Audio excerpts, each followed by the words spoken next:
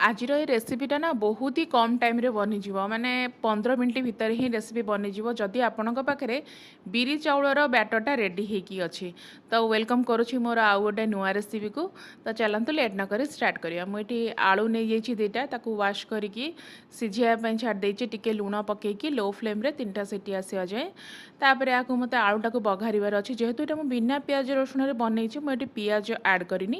ଆପଣ ଚାହିଁଲେ ରେସିପିରେ ପିଆଜ ବି ଦେଇପାରିବେ, ବହୁତ ବଢ଼ିଆ ଲାଗିବ। କିଛି ଭେଜିଟେବୁଲ୍ ବି ଆଡ଼୍ କରିପାରିବେ, ଭଲ ଲାଗିବ ପିଲାମାନଙ୍କୁ ଯଦି ଦେଉଛନ୍ତି।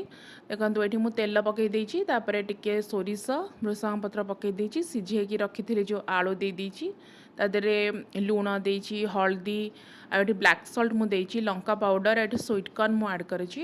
ସେଇଟା ରେଡ଼ି ହେଇଗଲା ପରେ ଭଲସେ କଷି ନେବେ।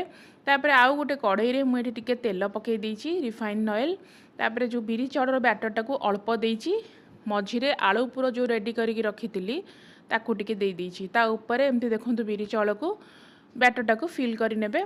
ତାପରେ 10 ମିନିଟ୍ ପାଇଁ ତାକୁ କୁକ୍ ହେବା ପାଇଁ ଛାଡ଼ିଦେବେ ଲୋ ଫ୍ଲେମ୍ରେ। ଏଇଟା ପୁରା ରେଡ଼ି ହେଇଯିବ।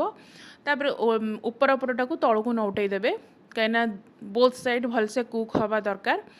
ଟିକେ ଟିକେ ତେଲ ଦେଇକି ସାଇଡ଼୍ରେ ଭଲସେ କୁକ୍ କରିନେବେ। ବହୁତ ବଢ଼ିଆ ଲାଗିବ, ବହୁତ କମ୍ ଟାଇମ୍ରେ ବି ବନିଯିବ। ଯଦି ଆପଣଙ୍କ ପାଖରେ ଟାଇମ୍ ନାହିଁ ତ ଇଜିଲି ବନେଇ ପାରିବେ। ଆଉ ଏଇଟା ଘରେ ବନାନ୍ତୁ।